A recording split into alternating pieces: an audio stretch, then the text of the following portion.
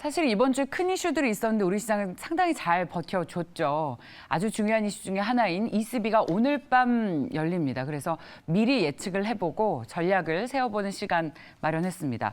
오늘 우리 시장에 어떤 이슈들이 영향이 있을지 함께 살펴봐 주실 분은 다올투자증권 이성웅 영업부 차장입니다. 어서 오십시오. 네. 안녕하세요. 안녕하십니까. 세엄 앵커가 잘 짚어주신 것처럼 오늘 저녁에 ECB 유럽중앙은행의 회의가 있습니다. 11년 만에 뭐 저희 타이틀도 나갔지만 우리도 빅스텝 한다. 강달러 시대가 조금은 내린다면 우리 시장에도 훈풍이 불 텐데 해석이 조금은 엇갈리고 있어요. 유로가 정말 긴축한다고 올라가겠냐, 성장이 안 좋은데 라는 시각도 있고, 그래도 금리 차가 줄어들면 달러 대비는 좀 강세로 가는 거 아니냐, 이런 시각도 있습니다. 어떻게 바라봐야 될까요? 우선은 근데 당연히 지금 이제 뭐 달러 가치를 내리려고 한다면은 유로가 강세가 필수적이에요. 그건 뭐 네. 제가 봐도 그 사실이라고 볼 수 있겠는데, 하지만 지금 유로의 자체 뭐 환율의 그 통화에 대한 구조적 문제도 있지만은 지금 현재 그 어떤 경기 침체가 미국보다는 이 유럽 쪽이 더 심각한 상황으로 좀 가고 있거든요. 네. 그렇기 때문에 아시겠지만은 이제 러시아의 유로 같은 경우에도 거의 원자재 50%를 의존하고 있기 때문에 지금 현재 이 달러 대비해서 유로에 대한 가치가 어차피 페리티도 깨진 상태고 지금 현재 유로화 가치가 그만큼 이제 구조적으로 성장할 수 있냐, 저는 여기에 약간 좀 물음표가 좀 달려 있다라고 좀 볼 수 있겠고요. 당연히 뭐 금리 뭐 0.5도 그렇고 0.5라고 하지만은 만약에 지금 이것도 0.5는 이제 우리나라도 단행했고 전 세계적으로도 이런 그게 바로 이제 트렌드라고 볼 수 있겠는데, 예. 0.5를 하냐 0.25를 하냐 이거 자체를 논의한다는 것 자체가 네. 이 유로 쪽이 얼마나 이 통화 정책에서 보수적으로 취했나. 아시겠지만 그때 금융위기 이후에 계속 마이너스 금리 정책을 펴왔잖아요. 기준금리에 대해서. 뭐 경제 성장에 대한 부분에 있어서 최우선이기 때문에 계속 마이너스를 했는데 0.25를 하더라도 기준금리는 마이너스잖아요. 뭐 그렇기 때문에 뭐 이것 자체를 논하는 게 저는 이제 유로화가 이 달러 대비해서 강세로 갈 수 있는 게 좀 제한되지 않을까. 예, 좀 그런 생각이 좀 되고 있고요. 그쵸. 뭐 지금 빅스텝, 울트라스텝까지 얘기하는 상태에서. 네. 그리고 이제 유럽의 국가들, 20개 국가들 거의 절반 이상의 물가 상승률이 뭐 큰 폭으로 좀 상승하는, 상상 이상으로 갔는데, 이런 상태에서 지금 다른 그 은행 그 국가와 들의 이제 금리 인상에 대해서 따라가지 못한다는 것 자체가 네. 저는 좀 약간 안타깝다라고 좀 말씀드릴 수 있겠습니다. 일단은 이제 유로화 자체가 금리 차에 의해서 급락을 해왔었기 때문에, 그리고 지난주에는 페르티가 살짝 깨졌었거든요. 네. 근데 이제 오늘 저녁에 ECB가 조금은 금리를 조정해주면 최악의 국면, 그러니까 금리 차로 인한 자금 유출 압박은 조금 제한될 수 있지만 펀더멘털이 떨어지지 않기 때문에 그렇죠. 유로화는 상승의 어떤 추세가 조금은 제한될 수 있다. 제한됐다. 이렇게 보시는 것 같아요. 근데 대부분의 시장이 좀 그런 것 같습니다. 저희들도 얘기할 때 네. 유로화의 어떤 파괴적인, 그러니까 침체, 유로화가 붕괴된다 이런 건 아니지만 유로화가 다시 강세로 가려면 오히려 ECB보다는 연준이 중요하다는 얘기는 하고 있거든요. 그래서 네네. 연준이 조금은 긴축을 늦춰줄 수 있는 그런 시그널, 한마디로 물가가 좀 잡혀줘야 되는데 물가 잡혀주는 그 타이밍에 유가가 중요하다 보니까 어제도 저희들이 유가 얘기 많이 했잖아요. 네. 근데 약간은 좀 피크아웃하는 느낌은 있지만 오늘 저녁에 ECB가 어떤 제스처를 취해주고, 그리고 다행히 어제 드라기 이탈리아 총리가 사퇴를 안 했거든요. 굉장히 중요한 포인트였어요. 그렇죠. 사실은. 정치적으로. 예, 지지가 더 네. 필요하다. 내가 더 잘할 수 있다. 이런 얘기를 했기 때문에 내가 더 잘할게. 시장에서 우려하는 것보다는 조금은 좀 낮아지지 않았나. 저 개인적으로도 좀 생각은 합니다. 이탈리아가 지금 재정적으로 GDP가 지난해 재정 적자가 네. 마이너스 150. 그러니까 이탈리아나 이제 남유럽 같은 경우에는 소비를 굉장히 많이 하거든요. 네. 그러니까 독일이 이렇게 문제가 됐던 이유 중에 하나가 무역 수지가 적자가 났잖아요.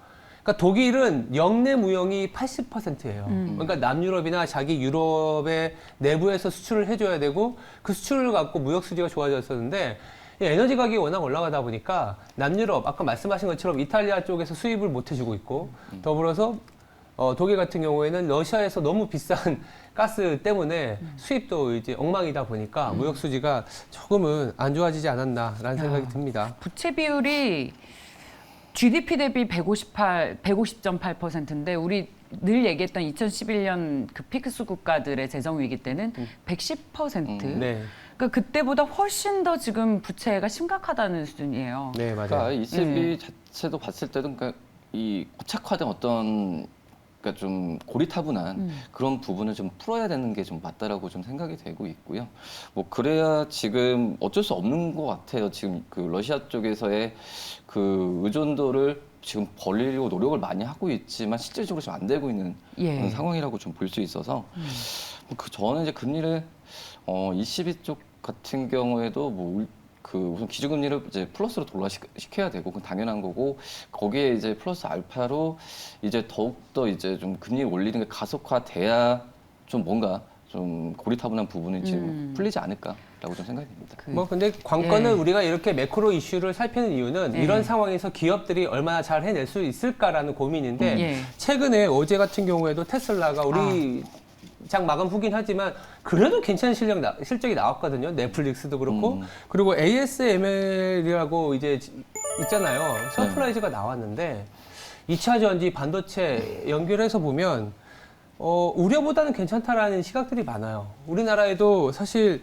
여러 가지로 영향을 미칠 텐데 섹터 전망하고 투자 전략까지 좀 세워봐야 될까. 그러니까 매크로 이슈 때문에 주가가 빠졌는데 기업들의 실적은 이거보다는 괜찮은데? 라는 시각이 조금씩 올라오고 있거든요. 이럴 때 조금 종목을 잘 살펴봐야 되지 않겠냐라는 생각이 좀 들어요. 그러니까 어떻게 보면 이제 ASML 같은 경우에 1분기 때가 최악이었고 2분기 때 같은 경우가 그냥 좀 올라오는 모습을 좀 보여주었는데 이 ASML의 어떤 그 실적이 우리나라 어떤 반도체주들 훈풍이라고 하기에는 좀 제한된 게 이 ASML의 노광 장비를 만드는 네. 회사거든요. 그러니까 한마디로 이제 이 ASML의 뭐 이 노광 장비는 거의 뭐 독점을 하고 있기 때문에 우리나라 그때 이재용 시장 같은 경우에도 이 ASML 그 유럽 가가지고 공장에 그 거기 만나가지고 뭐 이런 표현을 할 수 없겠지만 거기 부탁하면서 좀 예. 해달라. 그러니까 이 노광 장비에 대한 부분이 뭐 대만 TSMC도 그렇고 없어서 지금 그 못 파는 상황이고 이 ASML은 지금 반도체 수급난 때문에 뭐 이 노광 장비에 대한 생산이나 이런 부분 같은 경우에도 제한적으로 가고 있거든. 하지만은 이 노광 장비는 나오면 나올수록 그냥 바로바로 팔리기 때문에 이 ASML의 실적이 전체적인 뭐 우리나라 그 뭐 ASML에 특별하게 납품하는 그런 기업도 많이 없어요. 네. 예, 우리나라 기업들이 없었기 때문에 전체 시장에 영향을 미치지는 않지 않을까. 하지만 이제 뭐 TSMC를 본다고 하더라도 이 반도체 업황에 대한 부분에 있어서는 뭐 미국의 지원 방안도 있고 전체적으로 좋다라고 판단이 좀 되고 있기 때문에 이 어떤 투자 심리는 좀 바뀌지 않을까라고 좀 생각이 좀 되고 있고요. 예. 반도체 업종들이 우리 시장에서도 굉장히 흐름이 좋았죠. 네. 어제는 좀 쉬어갔지만 그리고 간밤에 이젠 좀 쉬어가도 될 타이밍인데 기술주 중심의 반등이 굉장히 돋보였습니다. 이런 훈풍이 한국 시장에 불어올까가 결국에는 관건일 텐데 그리고 또 테슬라가 지금 다들 서프라이즈라고 실적 결과를 얘기를 하고 있는데 그게 예상보다 좋았기 때문입니다. 네. 사장님께서는 해석을 어떻게 하세요? 뭐 테슬라 네. 이제 그전만큼의 테슬라 실제 좋았을 때 전기차 업체 전체적으로 좋다라는 것보다는 이제 뭐 테슬라와 이제 직접적인 관련된 기업들이 찾아서 좀 매수를 하는 게 중요하지 않을까라고 좀 생각이 되고 있고요. 뭐 다 아실 거라 생각이 되고 있어요. 테슬라에 납품하는 기업들 여러 기업들이 있거든요. 맞아요. 예.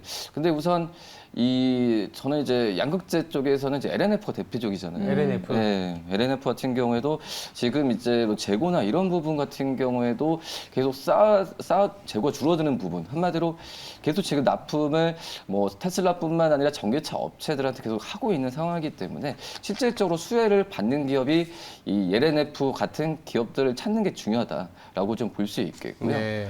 그 다음에 그 명신산업. 네, 특히 좀 많이 명신산업. 얘기하잖아요. 예.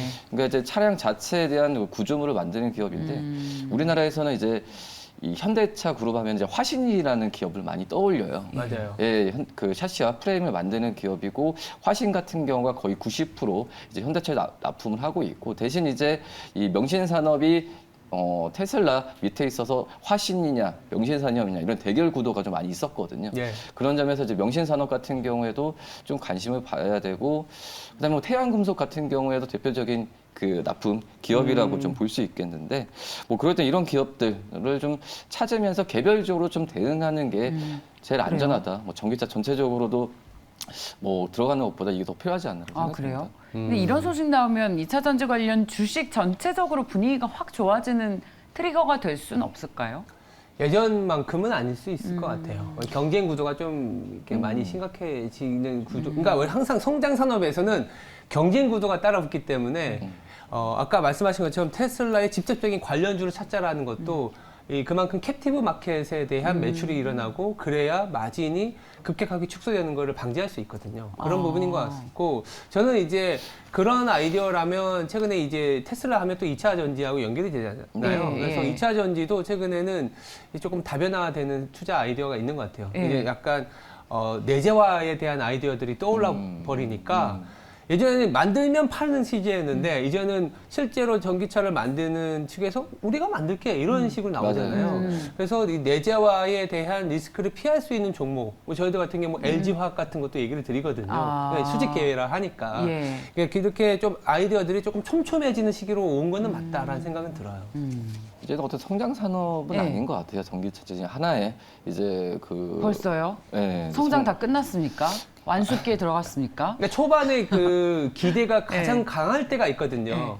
밸류에이션이 굉장히 좋아지는 그때보다는 지금은? 조금은 낮아졌죠. 왜냐하면 경쟁 예전에 2000년대 중반에 태양광을 보시면 아시잖아요. 그때하고 좀 느낌이 같아요. 맞아요. 네, 살아남는 기업을 찾아야 되는 시기로 왔다. 그러니까 성장성은 계속 있어요. 예, 그러니까 다 오를 때가 아니다. 네, 이제 그렇죠. 그 중에서 찾아야 된다. 네. LG화학, LNF, 명신산업, 좋죠. 바이콜입니까? 그래서 명신산업보다는 저는 솔직히 말씀드리면 솔직히 얘기해 주세요. 아니, 그러니까 테슬라에 대한 테슬라에 직접적 연관이 있는 기업들을 하면서 명신산업 하겠지만은 지금 이제 1분기 때 본다고 하더라도 이 우리나라 현대차나 기아의 전기차에 대한 판매 성장률이 테슬라보다 좋았거든요. 뭐 그렇기 때문에 테슬라에 관련된 기업을 지금 얘기는 하고 있긴 하지만 우리 좀 명신산업보다는 저는 이제 화신 같은 기업들이 괜찮고 네. 지금 이제 그 전기차 쪽에서의 샤시나 프레임 같은 경우는 일반 내연기관차보다는 이 기술 집약적이고 밀도도 높기 때문에 이 ASP가 많이 좀 높아지는 상황이거든요. 그렇기 때문에 지금 이제 현대 그룹주 같은 경우에도 이 미국의 조지아 공장에 설립을 하면서 어떤 화신 같은 경우가 이 전기차 샤시나 프레임 쪽에서의 비중이 좀 더 높아지고 있기 때문에 네. 뭐 실적이나 이 마진 속도가 화신이 더 높아지지 않을까. 좋습니다. 보시면 될 것 같습니다. 네. 마음의 소리, 화신 탑픽입니다. 다음 이슈로 넘어가겠습니다. 자, 이 바이든이 기후변화는 존재론적인 위협이다. 그래서 관련해서 3조의 인프라 투자를 할 것이다 라고 이야기를 했습니다. 국가 비상사태까지는 선포하지 않았습니다만 관련 이슈로 인해서 간밤 미국 시장에서 신재생 에너지주들이 참 좋았어요. 네. 동시에 또 전통 에너지 주식들도 좋아서 이 투자 아이디어를 어떻게 해석해야 하나 저희들도 좀 고민이 됐습니다. 이성 차장님. 네, 우선 앞서서 말씀드린 전기차와 마찬가지로 이제 신재생 에너지도 뭐 한꺼번에 이제 주가가 이제 오르는 시기는 지났고요. 지금 현재는 이 신재생 에너지에서 어떤 섹터가 과연 좀 더 빨리 이런 글로벌적인 이 정책에 맞춰서 먼저 개발이 되고 먼저 투자가 되고 이것도 골라야 되는 게 맞다라고 지금 생각은 되고 있고요. 지금 현재 본다고 하더라도 만약에 예를 든 제가 말씀드렸듯이 신재생 에너지 뭐 풍력을 얘기한다라고 한다면 이제 풍력보다는 어떻게 보면 해상 풍력이 더 발전되는 그런 상황이라고 볼 수 있겠고요. 예. 이 풍력 같은 경우에는 풍력이나 태양광이 이제 원전보다도 어떻게 보면 건설 기간이나 착공 기간이 좀 짧기 때문에 더욱더 이 투자에 대한 가속화할 것 같아요. 그리고 그 안에서 또 이제 풍력 안에서 본다고 한다면 이제 풍력은 어떤 대지를 사용하잖아요. 하지만 해상 풍력 같은 경우에는 어떤 그 해수면을 이용하고 있기 때문에 이 어떻게 보면은 부지 확보나 이런 부분에서 더 쉬울 수가 있거든요. 풍력 육지 같은 경우에 바다 비용, 위에 네. 지으면 되니까. 일반 풍력 이제 육지에 예. 대한 그런 비용도 있을 테고 바람 말씀하셨듯이 해상 쪽 해상 풍력이 오히려 더 바람이나 이런 부분을 더 쉽게 더 그 많이 받고 있기 때문에 유럽 같은 경우도 해상 풍력에 대한 관심을 더 많이 갖고 있는 상황이거든요. 네. 우리나라도 그래 윤 대통령이 해상 풍력에 대해서 실질적으로 투자금까지 좀 얘기했던 상황이기 때문에 이 신재생 에너지 안에서도 이 계속 그 업종 섹터를 줄이고 그 안에서도 이제 종목을 줄이는 전략이 필요하지 않나라고 좀 생각이 좀 되고 있어요. 지금. 어떤 종목으로 줄일까요? 저는 이제 해상 풍력에서 예. 해적 케이블을 만드는 그 LS 전선 있잖아요. LS 전선을 좀 관심 있게 보는데, 근데 오히려 이것도 좀 더 줄이면 LS 전선을 가지고 있는 지주사 LS. 왜냐면 LS 전선은 주가가 큰 폭으로 떨어지진 않았어요. 예. 하지만 지주사 LS 같은 경우에는 어떤 주가가 좀 많이 지주회사 관점에서 봤을 때도 좀 낙폭이 좀 컸기 때문에 오히려 좀 그렇죠. 이렇게 또 지주회사 LS로 들어간 게 낫지 않을까 판단되고, 이 해적 케이블 같은 경우에는 거의 없어요. 글로벌적으로 봤을 때도 우리나라에서 LS 전선이 거의 유일하다라고 볼 수 있고, 일본 기업이랑 또 몇 개 기업들, 글로벌 한 4개 기업들만 정도 독차지하고 있는 시장이라고 볼 수 있거든요.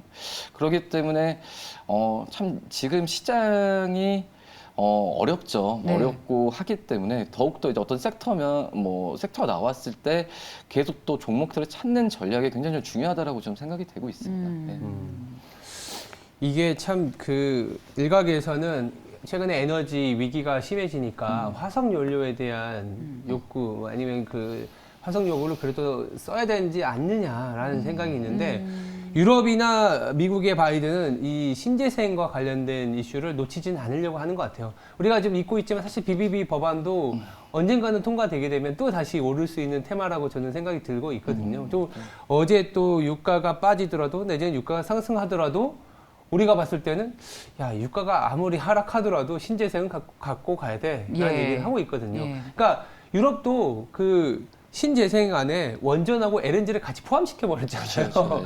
LNG도 사실은 이제는 신재생으로 들어가는 편국이기 때문에 이런 신재생과 관련된 아이디어는 국내에서는 이제 조선하고 원전으로 또 축약이 되고 저는 또 풍력을 또 괜찮은 기술력을 맞아요. 보고 있어서 풍력, 원전, LNG 이 정도지 않을까라는 생각이 들고 있거든요. LNG는 또 어떻게 보세요?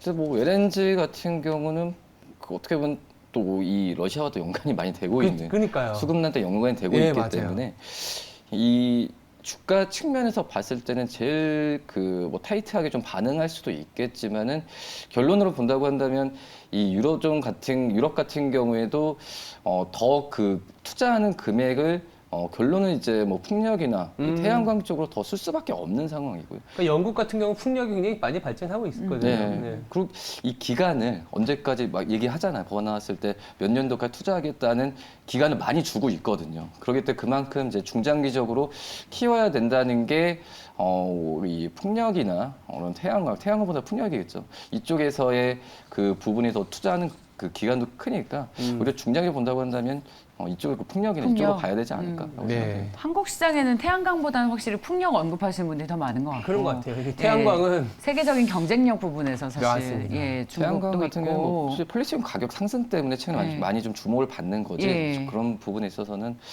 가장 좀 이제 깨끗한 게 이제 풍력이지 않을까라고 생각이 됩니다. 예, 듣는 OCI 서럽습니다. 우리 동철이 기억나시죠? 동양제철화. 맞습니다.